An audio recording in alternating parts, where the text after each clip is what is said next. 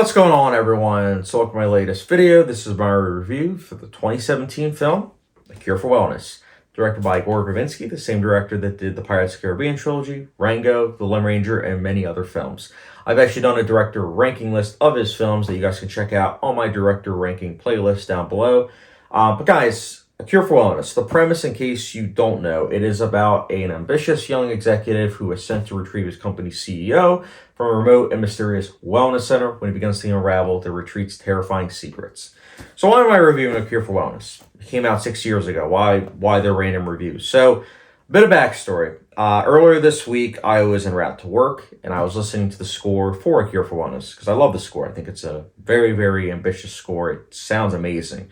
And I realized I hadn't seen the film in like 3 or so years. So I said to myself, you know what? I'm going to make a point to rewatch this over the weekend. And I did, and I loved it, per usual. I've seen the film itself, I think, a half a dozen times.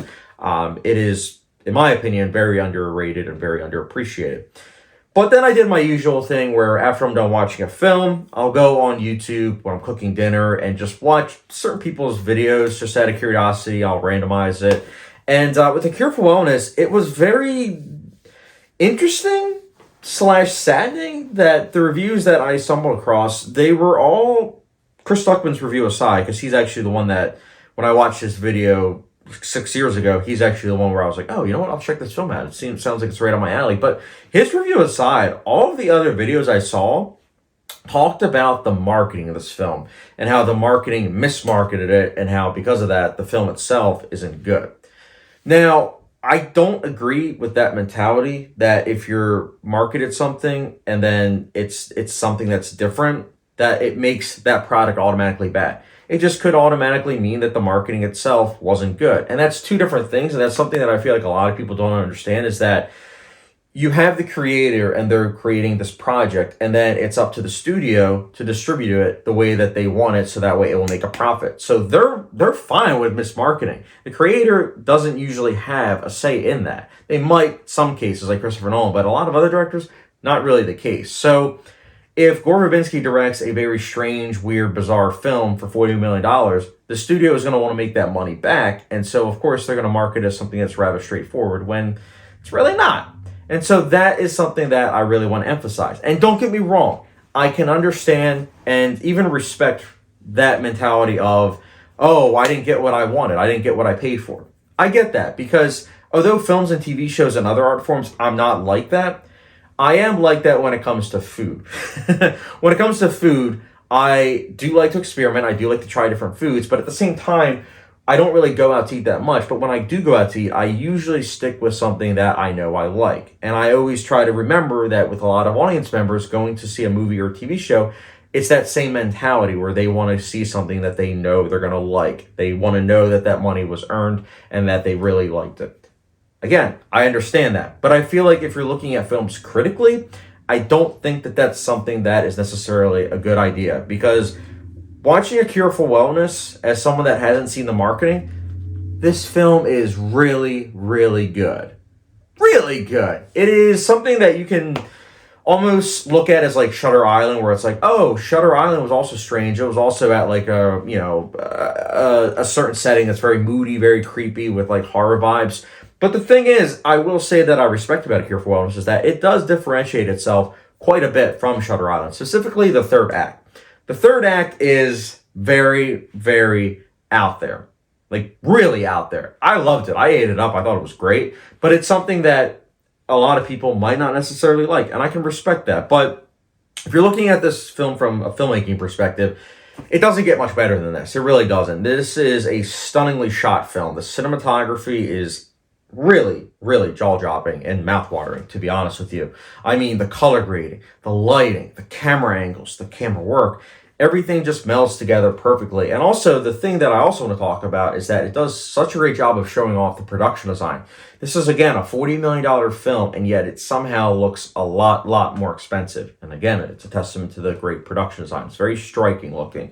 Costume design, makeup, they're also very complimented well and shown off to a great extent in the cinematography, and I really liked it. Again, it's a visually stunning film. And I will say, again, full circle, the score is something that also not only works by itself and route to work. It is also something that works really well with the imagery. It's a very haunting score. The main theme song is something that sounds like a lullaby, and it's something that is soothing, but it's also kind of creepy when you know the backstory and everything. It's really, really good stuff, though.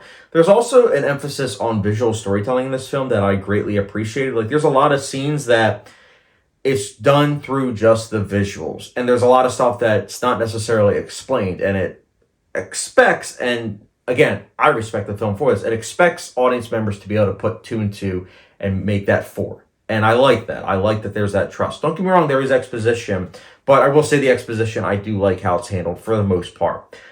It's a film that if you're into filmmaking, it, again, doesn't get much better than this. And the story itself is very intriguing. It does right away catch you off guard because of just you're thrown into everything, and when you're thrown into everything, audiences have to catch up, and it's like, oh, there's a lot going on, and that's something I liked. I liked just being thrown into pretty much a building, someone drinking water, typing on a computer, like, what is going on? And then you slowly pick up on what's going on, and it's great.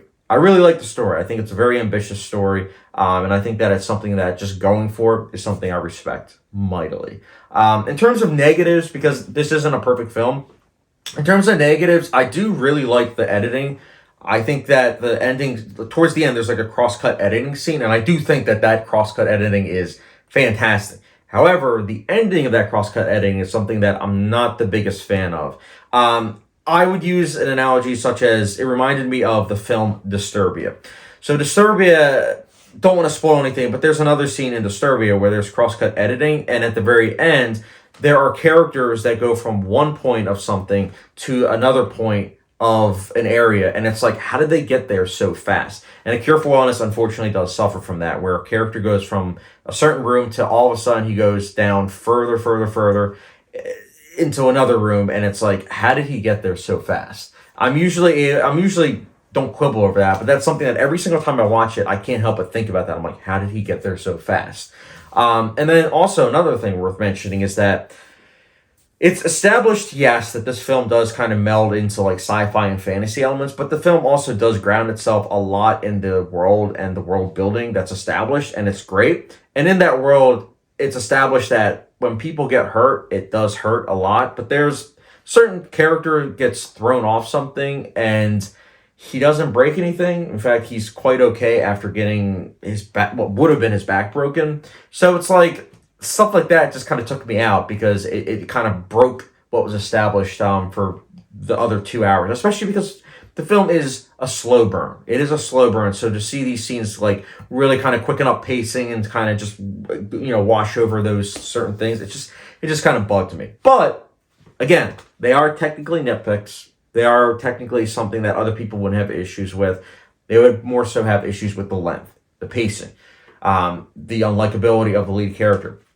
All things I can understand. But look, if you are interested in seeing a character study of an unlikable character who is someone that unravels right before your eyes and at the same time is delivered a slow burn, mature, thought-provoking film, I would highly recommend A Cure for Wellness. I would. I think A Cure for Wellness is very underrated, very underappreciated. And Cure for Wellness, I personally will be giving a...